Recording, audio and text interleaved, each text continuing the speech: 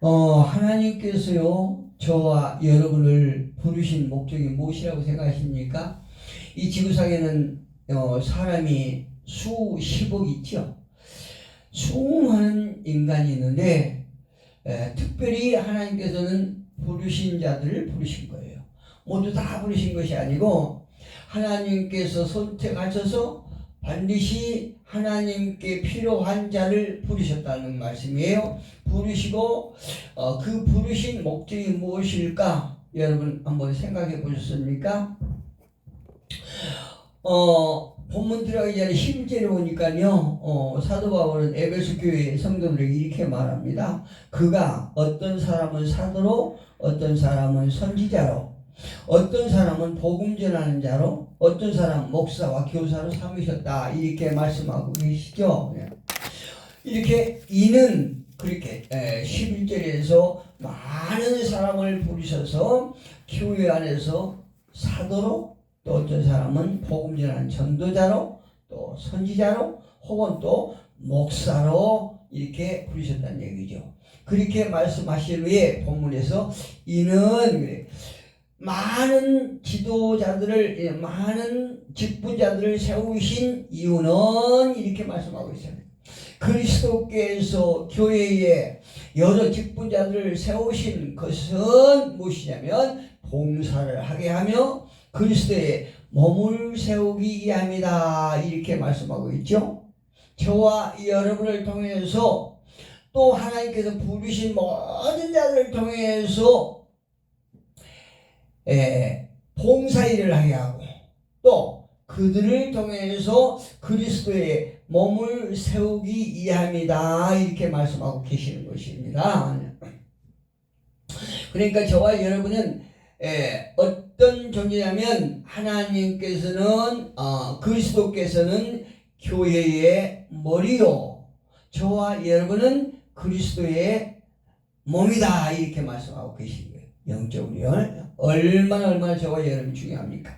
그런데 베드로전서 2장 9절에 보니까 너희를 어두운 데서 불러내어, 그러니까 저와 여러분을 죽었던 저와 여러분을 불러내신 목적을 말씀하고 계신 것이에요. 너희를 어두운 데서 불러내어 그의 귀한 빛에 들어가게 하시니에 아름다운 덕을 선포하기 하려 하심이라. 이렇게 말씀하세요. 저와 여러분이 죽었던, 그러니까 어둠의 세상에서 어둠의 세력의 지배를 받고 있던 저와 여러분을 하나님께서 불러내신 그 목적은, 불러내신 그 아름다운 덕을 많은 자들에게 선포하게 하기 위해서 불러내었다. 저와 여러분을 불러내어서 교회의 사도로, 선지자로, 교사로, 전도자로, 목사로 세우셨다. 이렇게 말씀하고 계시는 거죠. 정말 중요해요.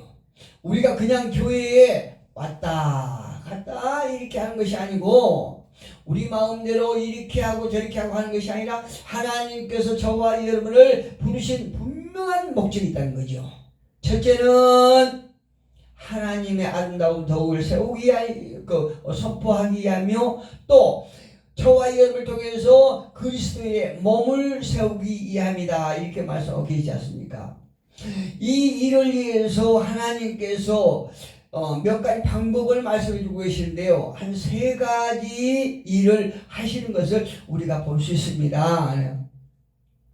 오늘 보면 12절의 말씀을 보니까 그리스도의 몸을 세우기 위한 봉사일을 위해서 준비시키는 그 과정이 있어요. 12절에 한번 볼까요? 12절에 보니까 이는 성도를 온전하게 하여 봉사의 일을 하게 하며 그리스도의 몸을 세우려 하심이라. 죽었던 어둠에 있던 많은 자들을 불러내어서 봉사일을 하게 하고 그리스도의 몸을 세우기 위해서는 저와 여러분이 준비가 되어야 된다는 거죠. 그 일을 합당하게 할 수 있는 그런 일꾼으로 준비를 시키게 하는 일을 하나님께 하신다는 거죠. 첫째는 무슨 일이냐? 봉사의 일을 하신 거죠. 봉사 일을 하기 위해서.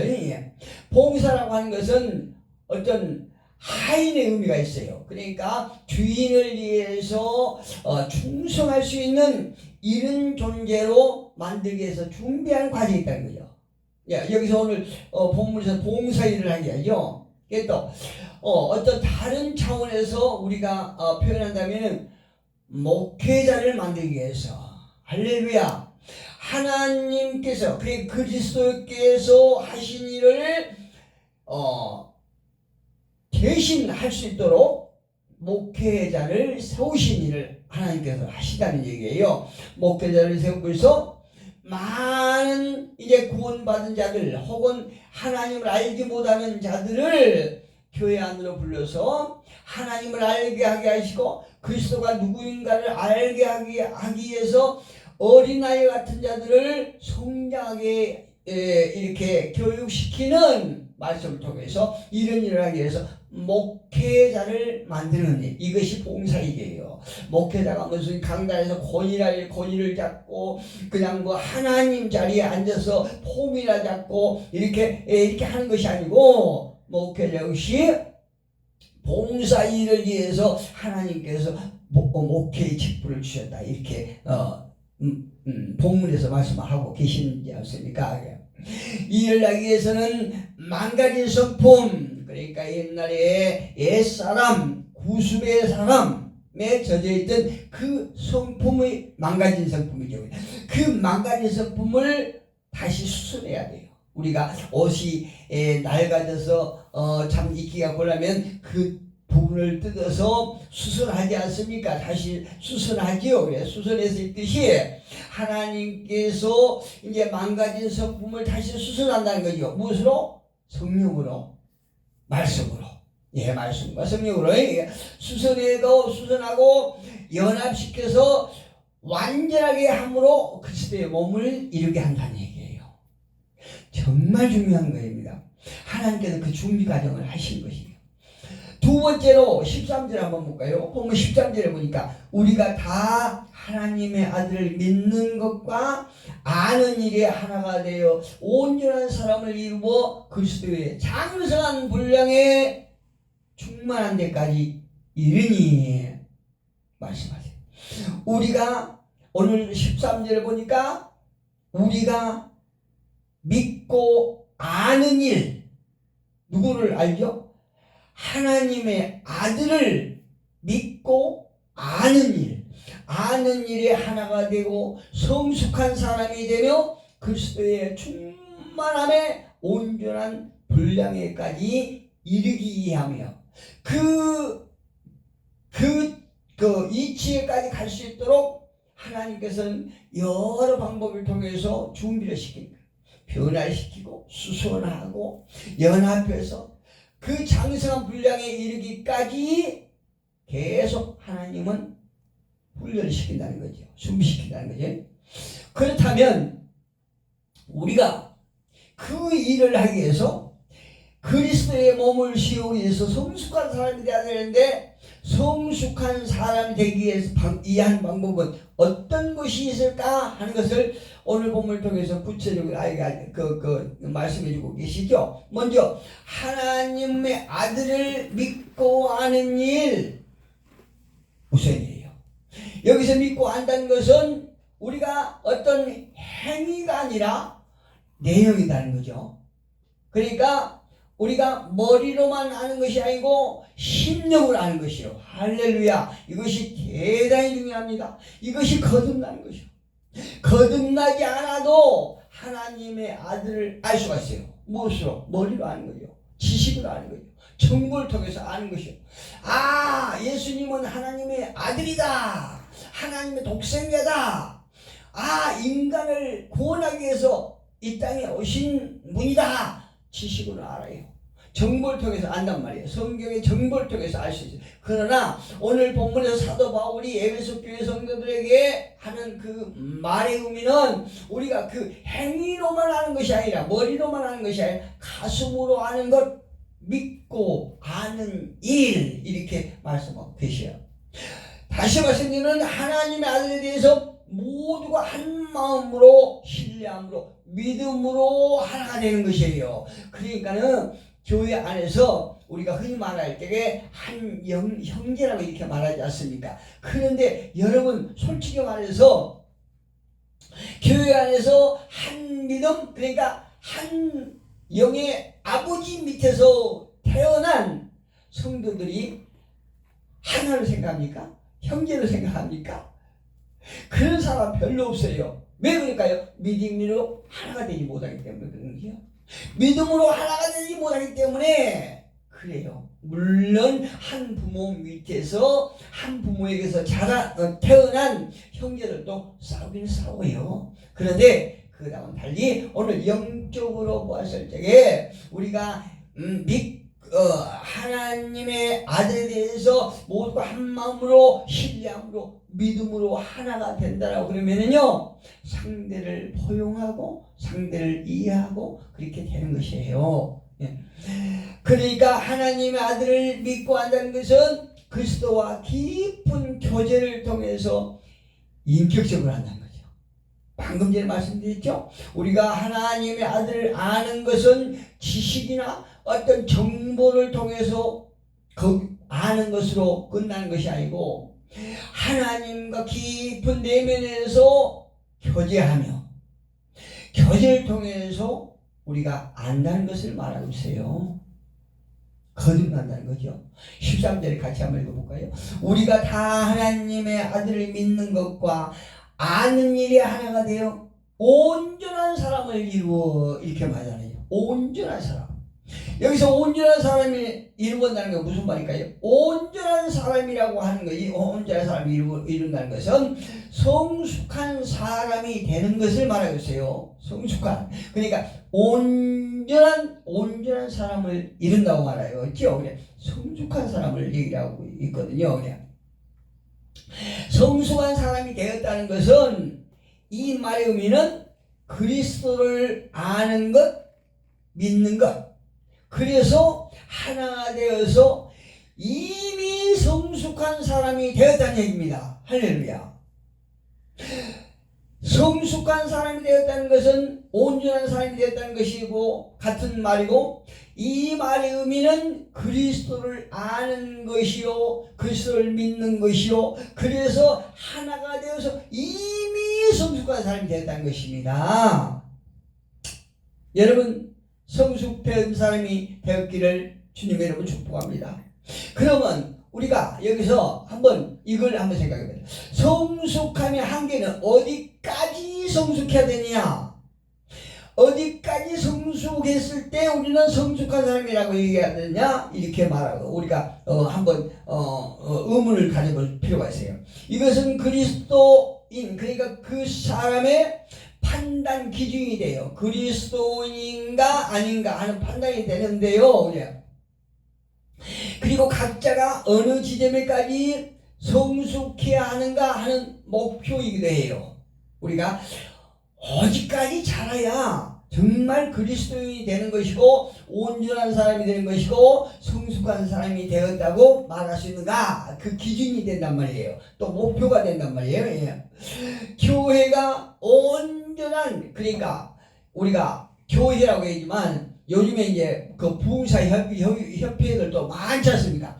부흥사협회나 어떤 선교단체나 교회나 이런 여러 예수 이름으로 예배하는 여러 단체 모두가 속할 수 있어요. 여기 안에는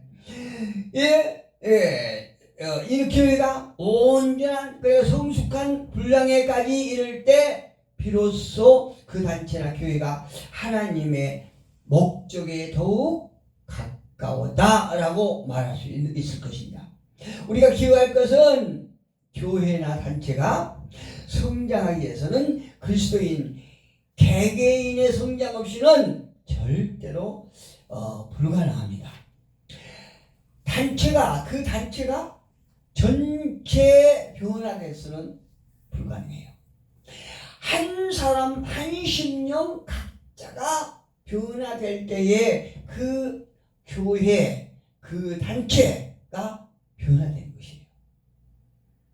그래서요, 어느 교회건 어느 단체건 정말 성숙한 사람이 어느 정도 되느냐, 정말 그 단체에 온전한 사람이 얼마나 있느냐에 따라서 그 단체가 변화될 수 있는 속도를 말할 수 있습니다.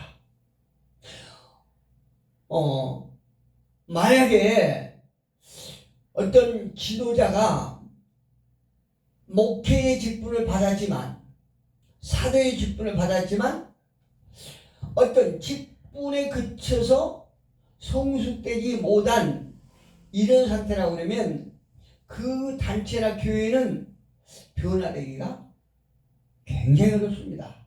그리고 심하게 얘기하면 불가능할 수도 있다고 우리가 얘기를 할 수 있어요.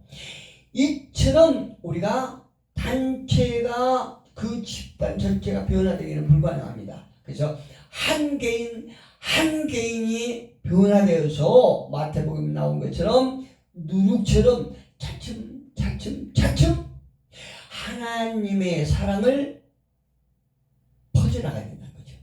그래서 그 단체가 변화되는 것이에요. 만약에 온전하지 못한 교회나 단체들의 하는 사역이 있다라고 그러면 어떻게 될까요? 흔들리죠. 중심이 없으니까. 오늘 본문에 하나님의 아들은 교회에 무엇이라고 했죠? 머리라고 했잖아요. 머리가 없기 때문에 흔들흔들해요.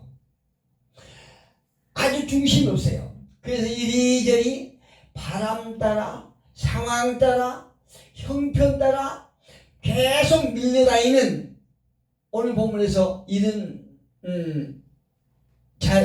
단체나 이런 사람을 어떻게 표현합니까? 어린아이라고 표현하잖아요. 14절에 이는 우리가 이제부터 어린아이가 되지 아니하여. 어린아이가 되지 않다는 것은 성숙했다는 얘기예요. 어린아이 수준을 벗어났다는 것은 온전해졌다는 얘기예요. 이는 우리가 이제부터 어린아이가 되지 아니하여, 이렇게 말씀하고 있지 않습니까? 예를 들면 하나님의 아들에 대해서 올바로 모르기 때문에 인간들의 거짓에 맞서 싸울 수가 없죠. 내가 온전하게 하나님의 아들에 대해서 제대로 알아야 거짓에 대해서 당당하게 맞서서 승리할 수 있지 않습니까? 그런데 내가 하나님의 아들에 대해서 모르는데 누구하고 싸웁니까? 내가 올바른 무기를 가지고 있지 않기 때문에 그 어떤 올바르지 못한 자들을 향해서 싸울 수가 없는 것이에요. 그래서 내가 계속 흔들리고 여동하는 거죠. 내 자신이 견고하게 하나님의 아들의 뿌리를 딱 내려야, 그리스도의 내가 믿음의 뿌리를 딱 내려야 어떤 자들과 우리는 맞서서 싸울 수 있는 것입니다. 또 그래야 승리할 수 있죠. 성숙하지 못한 사람의 특징은 무엇인지 아십니까? 성숙하지 못한 사람의 특징은 지금은 아이라도 어떤 다른 사람들의 말을 잘 안 믿어요. 지금은요. 하도 세상이 참 이게 참 험하게 가지고요. 지금은 아무리 어린아이라 할지라도 아무나 사탕 줄게 돈 줄게 해도 잘 안 믿습니다. 그런데 여기서 어린아이로 표현할 때는 파도에 밀려서 이리저리 요동한 배에 비유되고 있어요. 어린아이를 표현할 때.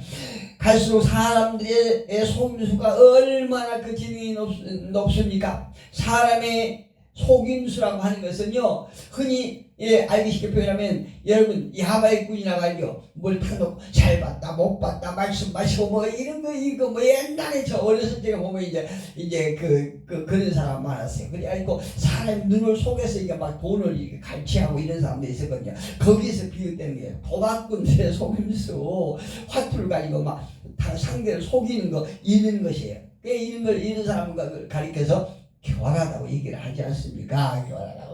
이제 여기서 성경 말씀에 사람의 속임수라고 얘기를 하고 있어요. 이는 우리가 이제부터 어린아이가 되지 아니하여 사람의 속임수와 간사한 유혹에 빠져 온갖 교훈의 풍조에 밀려 요동하지 않게 하려함이라. 어린아이가 이제 지났으니까, 어린아이에서 이제 성숙해졌으니까 이제 이는 여러 가지 교훈의 풍조에 밀려서 이제 요동하지 않는다는 경고에 섰다는 거지요. 누가요? 온전한 사람이. 그래서 하나님은 우리를 부르시고 부르신 데에서 끝나지 아니하시고 세상 사람들보다도 위에 있는 존재로 만들기 위해서 계속 저와 여러분을 준비시키는 거예요. 어떻게요? 고난을 주시고 연단을 주시고 역경을 주시고 이렇게 하셔서 그 속에서 하나님을 알게 하시고 하나님의 아들을 우리가 알게 하시고 성령을 통해서 우리가 지혜를 알고 또 성경 말씀을 올바로 분별하게 해서 이제 사람들의 속임수에 거짓 선지자들에게 이제 유혹당하지 않고 경고에 설 수 있도록 계속 준비하게 하시는 거죠. 14절에 지금 말씀하지 않았습니까? 사람들은 온갖 가문이살 연변이 좋아서, 그러니까 말이 좋아서 막 청산유수로 사람을 속입니다. 거짓 교훈, 간교한 속임수로 아주 사람을 어지럽게 만드는. 야, 이건가? 저건가? 아, 이것도 아니고 저것도 아닌데 이거 도대체 무엇일까? 사람을 막 어지럽게 현기증 만들어 본단 말이에요. 가문이술로 이제 아주 이상한 말로 막 속인다는 얘기입니다. 근데 만약에 듣는 사람이 어린 나이 수준이라고 하면 그 사람 말을 못 믿지 않습니까? 판단을 못하냐. 이게 옳은 말인가 틀린 말인가 거짓인가 참인가 분별할 수 없기 때문에 이것도 아니고 저것도 아니고 막 그런다는 거예요. 우리가 말씀에 따라 성령의 인도함에 따라 주님과 이웃에게 봉사하도록 잘 준비가 된다. 그러면 어린 아이처럼 쉽게 넘어가지 않거나 배처럼 흔들리지 않는 그런 성숙된 신앙이 되겠죠. 저와 여러분이 이 말씀을 듣는 모든 자들이 성숙된 신앙이 되기를 예수 이름으로 축복합니다. 끝으로 네 번째 보니까 15절 한번 읽어볼까요? 이 사랑 안에서 참된 것을 하여 범사에 그에게까지 잘할지라. 그는 머리니 곧 그리스도라. 그리스도는 교회의 머리라는 얘기입니다. 여기서 이제 참된 것이라고 말하고 있죠. 참된 것은 진리를 말하는 거예요. 진리를 말함으로써 이렇게 진리를 보존한다. 우리가 진리를 성경을 통해서 성령을 통해서 우리가 획득했는데 그 진리를 보존하는 것이에요. 그냥 잃어버린 것이 아니고 진리를 보존해서 늘 우리는 진리를 말하는 것이에요. 이 말은 우리가 다시 한번 얘기하면 진리로 사는 것이요. 우리 삶 속에 진리의 모습이 나타난다는 얘기입니다. 그러기 위해서 우리가 진리대로 살기 위해서 힘쓰고 애쓰다는 거예요. 우리가 모든 삶 속에서 완벽하게 진리대로 살지는 못하지만 그러나 우리가 삶 속에서 진리로 살기 위해서 애쓰고 발버둥 친다는 얘기예요. 여기서 말하는 진리를 말하는 사람은 이미 진리를 보존하고 진리대로 살아간다는 거예요.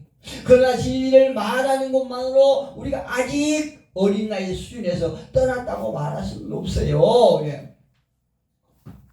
우리가 말로는 안 되니까요. 사랑을 가지고 말할 때 비로소 장성한 분량의 어린 나이가 되었다고 말할 수 있어요. 우리가 마음에서 사랑이 묻어나고 그 말에서 주님의 사랑이 묻어나고 삶의 모습에서 주님의 사랑의 모습이 나타나고 이럴 때야 진정으로 우리가 장성한 분량의 되었다고 장성한 분량의 성도가 되었다고 말할 수 있어요.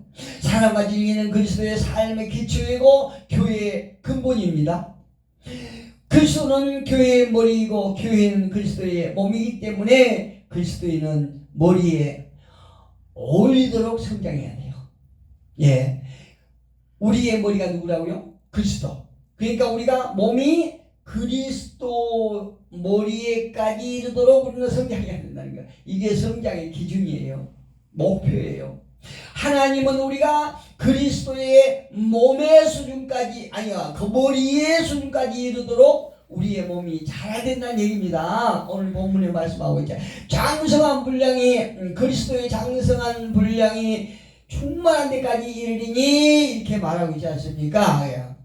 16절에 뭐라고 말합니까? 그에게서 온몸이 각마디를 통하여 도움을 받음으로 연결되고 결합되어 각 지체의 분량대로 역사하여 그 몸을 자라게 하여 사랑 안에서 스스로 세우느니라. 이렇게 말해요. 할렐루야. 만약에 진리가 없는 교회, 또 사랑으로 성장하지 못하는 교회는 어떻게 될까요? 결국은 시들어 죽게 되는 것이에요. 교회 안에 주님의 사랑이 충만하면 충만할수록, 넘쳐날수록 그 교회는 생동함이 팍팍 넘치는 것이에요. 그런데 그 교회에 진리가 없고 사랑이 성장하지 못하는 게 결국 시들해서 죽고 마는 거죠. 16절에 말하고 있지 않습니까? 바울은 지금까지 내용을 잘 요약해서 말하고 있습니다. 그리스도는 교회예요. 우리는 교회 되시는 그리스도와 연합하여 그리스도의 몸 된 우리가 머리 지시에 따라서 질서 있고 효과적으로 활동하고 성장한다는 것을 설명하고 있습니다. 사도 바울이 딱 요약해서 결론적으로 딱 16절에 말씀하고 있습니다. 교회가 사랑의 지배를 받지 못한다면 교회라고 할 수 없고 혼란스러울 수밖에 없습니다. 저와 여러분은 성경에서 말씀하고 또 성령을 통해서 우리에게 깨닫게 해주시는 주님의 사랑으로 우리 마디마디가 각자 주신 직분을 잘 감당하여 교회를 이뤄가는 저와 여러분 되시기를 예수 그리스도의 이름으로 축복합니다.